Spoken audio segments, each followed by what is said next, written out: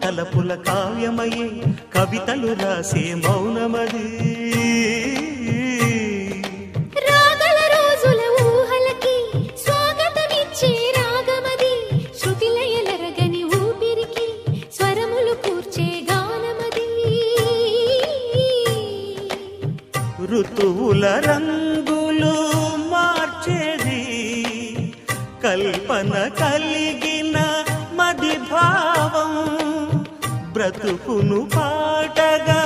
మలిచేది మనసున కదిలిన